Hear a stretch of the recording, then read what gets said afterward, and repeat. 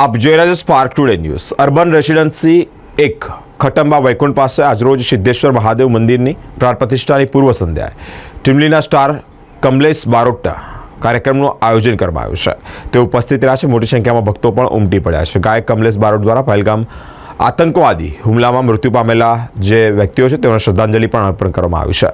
ભક્તિ ગીતો સાથે જ એક આગવી અદાથી મોજ પણ કરવામાં આવી છે। અર્બન રેસિડેન્સી 1ના સભ્યો કાર્યકર્તાઓ આ કાર્યક્રમને ભારે મહેનત બાદ સફળ બનાવ્યો છે।